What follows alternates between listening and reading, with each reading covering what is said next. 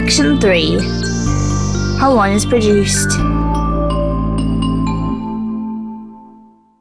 As already mentioned, wine is the product of the alcoholic fermentation of grape must. The stem, that's the separation from the stem, and soft pressing are required for all types of wine production, but from this point forward, for each particular wine category, the practice to follow might be different. In this section, we analyze the differences between the various methods. Types of wine. Wines should be distinguished by the following primary categories: sparkling wines, white wines, rosé wines, red wines, sweet wines and late harvest sweet wines, fortified wines, special wines. Red wine. The red wine is characterized by maceration, that is the fermentation with skins and seeds, that will give the wine its typical red color and a wide variety of natural elements and organoleptic characteristics, including anthocyanins and polyphenols, which make a red wine the richest and most complete one. During the alcoholic fermentation with maceration, the must and the skins must be constantly reflushed, bringing the layer below back to the top of the fermentation tank. This technique is called pumping over. This fermentation phase can last from 5 days for a fresh and decent wine up to 20 days for a full-bodied wine rich in color and sensory elements. At this point, for the majority of quality red wines, a new phase called malolactic fermentation begins, in which the malic acid gets transformed into lactic acid, providing a much more remarkable softness and a particular balance. The wine obtained, depending on the quality and the skill of the producer, will start a process of refinement that can be done in big or small oak casks, in concrete vats or stainless steel tanks. In general, wood is preferred for higher quality wines, although lately the trend leads the wineries to value the regional taste of the grape. In fact, many cellars are decreasing the traditional practice of aging their wines in wood barrels. The aging in wood casks, especially in first-use small barrels, hides a big risk, because if it is true that the wood has the function to round up the taste of the wine, it actually also flattens it a lot, and almost completely overlaps the basic characteristics of the grape. The must-use small barrels are the toasted French oak ones called barrique, with a capacity of 225 liters, that's about 50 gallons. Some producers, especially the big ones in countries with less strict rules, try to save money, betraying the customers by dropping oak chips into the fermentation tanks instead of aging the wine in real oak casks. But for expert tasters, this practice can be easily recognized. Nouveau wine. There are other ways of making red wine, but they normally exclude the quality. Among them, it is surely worth mentioning the nouveau wines made by carbonic maceration. Their production is growing a lot in the last years, so also the curiosity around them. To skip the stages of a normal procedure, generally not less than 4-6 months, the intact grapes are dropped into the tanks, which are saturated with carbon dioxide and a bit of sulfur that will force the oxidation of the grapes without maceration. With this system, the grapes ferment grape by grape within their own skins. The temperature is brought to 30 Celsius degrees, 86 Fahrenheit, to speed up the fermentation procedure. Before becoming wine, the product faces a new fermentation process of a few days, and after that it is quickly bottled. This kind of wine in Northern Hemisphere is ready by the last week of November, and it should be drunk within a couple of months, because it rapidly undergoes a decay of all its organoleptic characteristics and the taste will become too acidic. White wine. The method of producing white wine, which can also occur from red-skinned grapes, is characterized by the practice of draining. After the soft pressing of the grapes, the skins and the seeds are immediately and carefully separated from the juice. In most cases, the obtained liquid gets cooled and clarified before the fermentation, adding a specific gelatin. Through a careful filtration, all the raw parts are removed through the liquid that will become perfectly clear and bright. At the end of the fermentation, the white wine produced is racked through a particular practice in which the wine gets separated from the fermentation residue.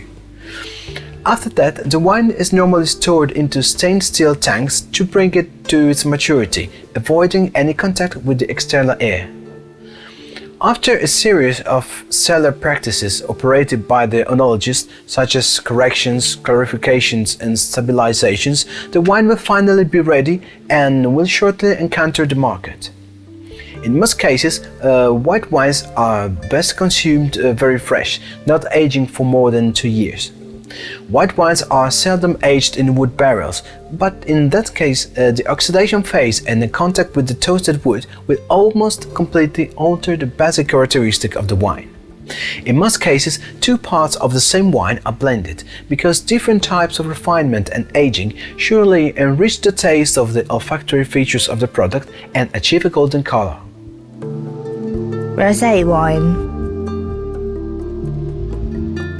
The rosé wine can be produced in several ways, such as using light-colored grapes or assembling a specific amount of red and white grapes, or even mixing wines of different colors. Another technique is to obtain the wine from red grapes, fermenting with maceration only a little part of them. But the most common practice to make quality rosé wines is to use very pigmented red grapes, making a white wine with a very short contact with the skins. The contact usually occurs for only a few hours, and for this reason they are also called one-night wines. Their color is generally a very bright claret pink, and it is particularly rich and has a refined fragrance. These wines are generally not considered as the top of the products of the wineries, but in reality they are very high-quality wines, extremely complex to produce, and in many cases their racking produces a loss of more than 60% of the product. After the racking practice, the rosé wines follow the same procedure reserved for the whites, and once placed on the market, they should be consumed within the bottling year. Sparkling wines. Sparkling wines are wines that have faced a further fermentation to be added with carbon dioxide bubbles in a natural way. The fermentation methods are basically two: the traditional champagne method or the Martinotti or Charmat method.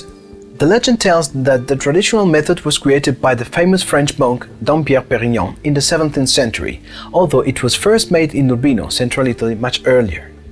In this particular method, the wine faces a secondary fermentation in the same bottle that will be used to serve it.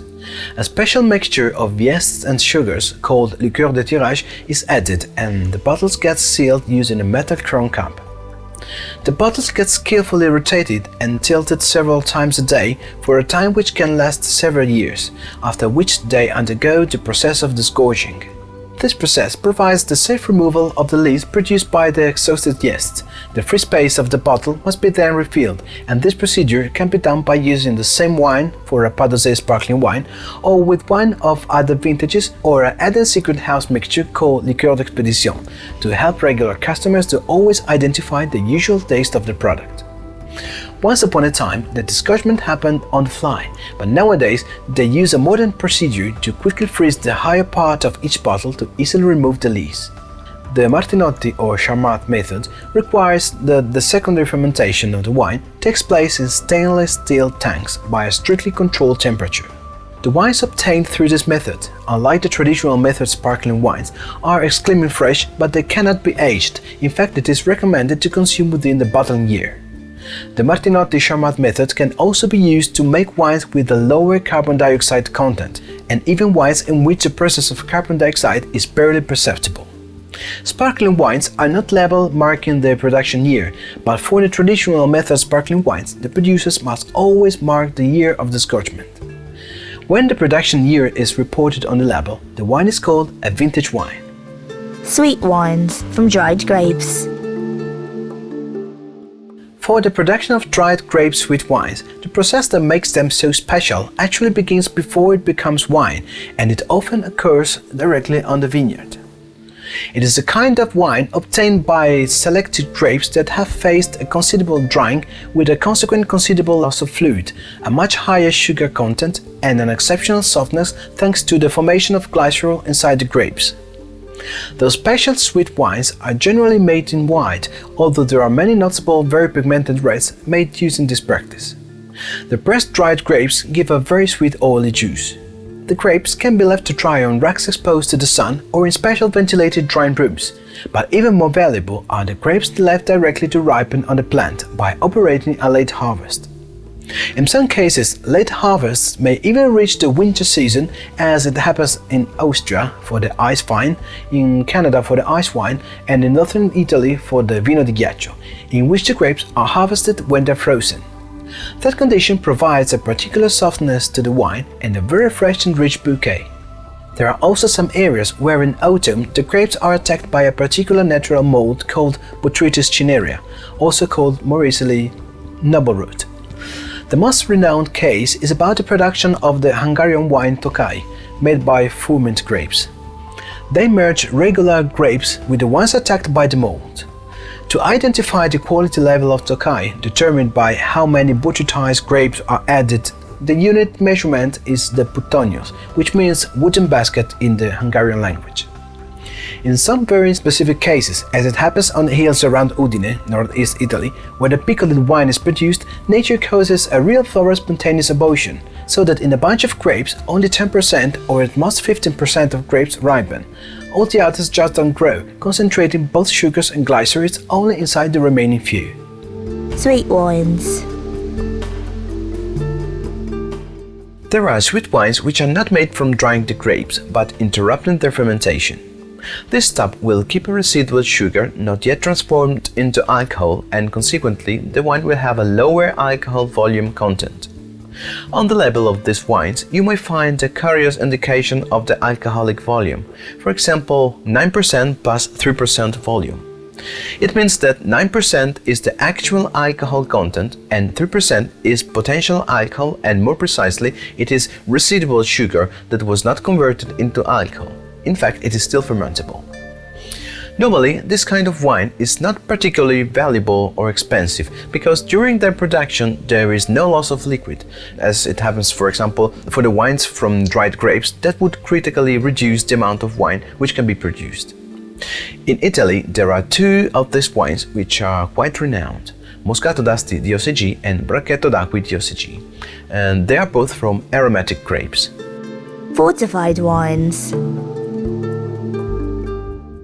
Fortified wines are called this because spirit is added to them to prolong their preservation over time.